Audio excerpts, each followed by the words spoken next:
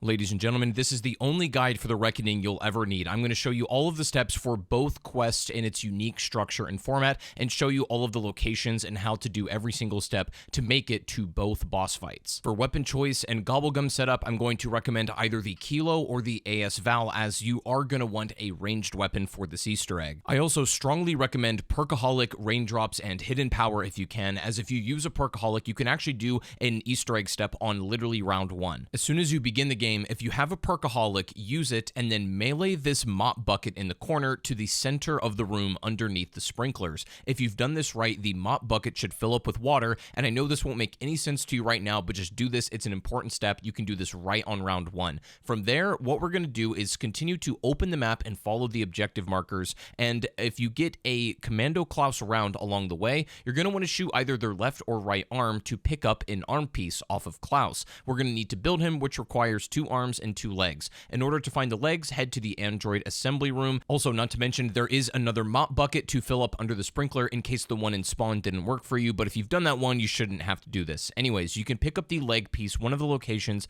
can be in this door frame. Another one can be a little bit up the stairs behind this broken TV. Another one can be just past this rubble right here. It's kind of like right next to the elevator, next to this burning body. Another leg location can be just behind the actual conveyor belt with the robot facility, and you can see it on this back shelf. That should be all of the locations that I know about, but all of the leg locations will be in and around this area. So if you have 1 arm and 2 legs now, you're doing just fine. You can put it on Klaus if you want, and then we can continue to open up towards Pack-a-Punch. I also recommend stopping by the Mutant Research Lab and then picking up this syringe out of this container that's right to the left of Deadshot and in between the Mangler. If you have that syringe, you can do this on the way to Pack-a-Punch. Continue to follow the objective markers and enter the Collider room, which you will then shoot all of the crystals to fully unlock Pack-a-Punch. That is the quest for this, and then once the Collider beam is enabled, simply jump into the beam and then run into this body that's right here. It should knock it over, and then you can take the syringe up to this body and then extract a blood sample, which will go back in the same container we got the syringe from. Simply take yourself back to the Mutant Research Laboratory and inject the blood sample into this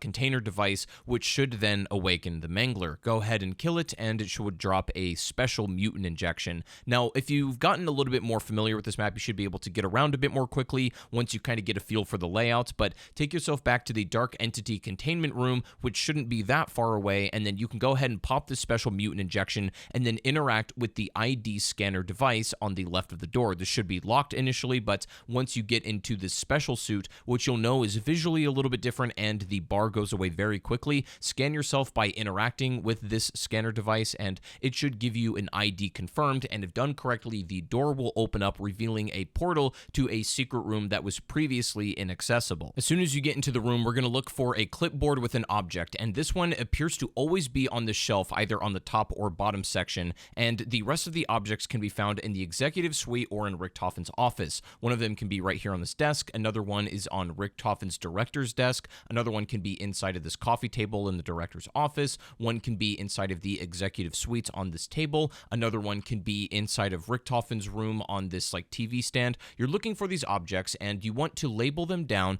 and what you're looking for is the date and the number it says. So for example, the B&D badge is number 6 and it's archived on the 6th of the month. Organize your objects in chronological order from earliest to latest, and then look at the numbers at the top of each respective item. So in this one, as you can see, my code is 6142. Then I can head over to the computer in the new secret room and enter that specific code. And if you've done this correctly, it should say access granted, and then it will reboot the facility. Once the system's rebooted, drop back down to the mutant lab and kill zombies until you kill a special one called a geneticist, which will drop a key card for you that you can take over to a secret locker down here that will give you a DNA sample. And while you're in this room, you're going to look for a computer. There's a couple around the room that have these screens, and they will flash a word by. All you need to do is take account the first letter in that word. So right here, I have castigate, and obviously that the first letter is C. This next one is abhorrent, which the first letter is A. There should only be 1 or 2 letters for you, and then you can take it up to the periodic table here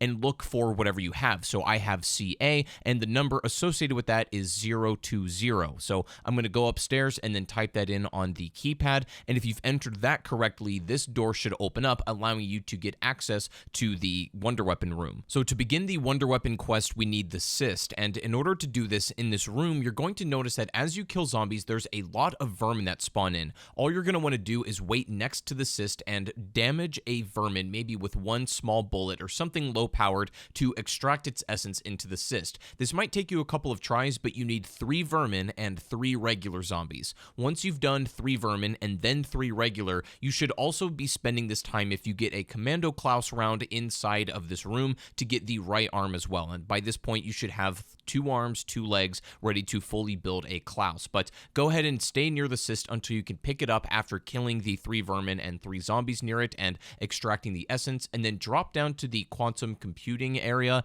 and then we're going to look for 3 flowers that we're going to extract the floral health from. There is going to be 3 flowers that will immediately put you into this animation, so you don't need to interact with them to start the sequence. You just need to find all 3, drain their life essence, and once all 3 are completed, you should have a fully Klaus built, but he still needs to be powered up. So to do this, we're going to head all the way up this elevator into the dark entity room, and then we're going to start by activating this computer, which will initiate a power surge. So just follow the route that I go and you should have no trouble. Start the surge here, and then the first computer you're going to interact with is right next to this wall by, and then you're going to turn around and do the one just behind it, and then we're going to go around the room near stamina up, and there's going to be another computer right here. Once that's activated, you should see electricity in the room, and then that will spawn in an Uber Klaus, but don't kill him just yet. When you have your Uber Klaus, head downstairs back into the Android facility room, which you can access with the elevator, and you need to take the Uber Klaus over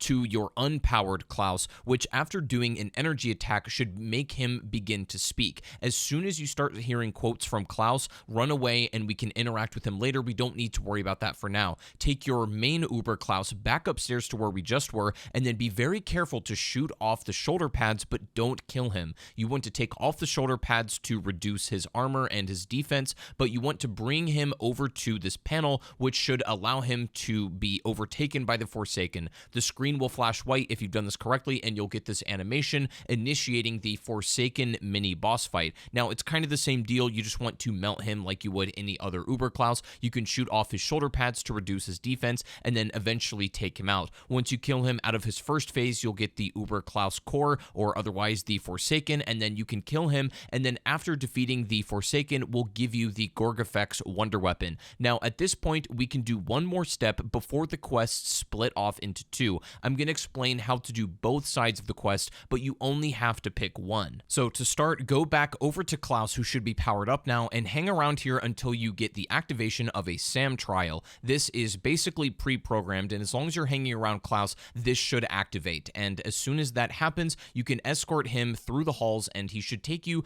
to the elevator over here, which will bring you back to the dark entity room, and then you can take the Klaus downstairs where the SAM trial is, and then go ahead and activate it yourself. You should only have to kill, about 40 zombies if you're playing solo. I think it's like 100 if you're playing co-op. Either way, just complete this challenge, master it, pick up your rewards, and Klaus should disappear going back to the new teleporter room. Now from here, the quest splits into 2 parts but ends in the same way. It will give you a different variant of the Wonder Weapon depending which one you do. So we're going to start by doing the Panos quest, and the way to initiate this is first speak to Blanchard at this door in the executive suite. Then after opening his door and getting his initial dialogue, head all the way down to the quantum computer room and then melee this device with melee macchiato, which should reveal a brain. Grab that brain, and then you have a limited time to run over to the secret room where Klaus is currently, and then place that brain inside the module next to him. It will start to decay, so be very fast about this. Once that brain is successfully in there, we can move on to the next part, which means we need to go back to the quantum room and get this Strauss counter that should be waiting for you on the desk. Then we're going to go to Android Assembly and scan until we have a really high reading somewhere.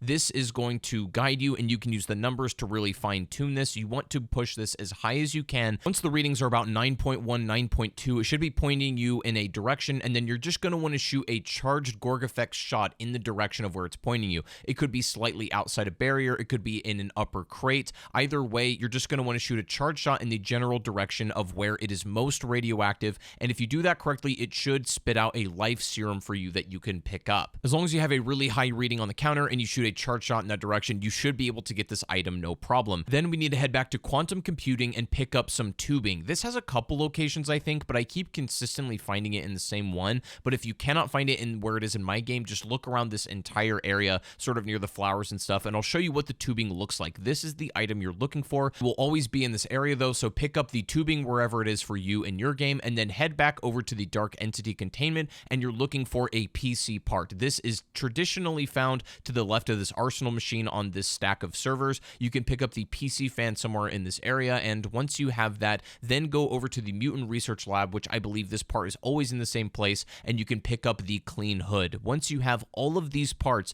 then you can go back up to the executive suites with Blanchard and build this device on the table. Once it's built, place the life drain serum in the device, and that should initiate a lockdown in which you are now extracting Blanchard's essence. Once that step is completed and the timer runs down, assuming you defend it correctly, Blanchard should come out and his essence will be resolved. And once you have this, you will actually pick up a serum that will start to drain your health. So from here, you need to be careful to drop this all the way down to the mutant research area. Don't be sliding because you'll probably drop it. Make sure you hang on to this item and then place it inside of the clean hood, inside of the bioweapons lab, and then place the Gorgafex wonder weapon inside it as well. And then you're going to want to hold interact until that bar is full and complete, and you should be given the first upgrade to the Gorgafex. Now, if you want to do the other quest, we're going to start the exact same way. You always start by first speaking to Blanchard, and after his dialogue, jump down to the quantum computing lab and then melee this module to get the brain. Like we did earlier, in case you're doing this side of the quest, you melee the module, pick up the brain, run it all the way back to the secret new room, the teleportation lab next to Klaus, place it in the module. Once the brain is in, then we can do the next step, which is to come over to spawn,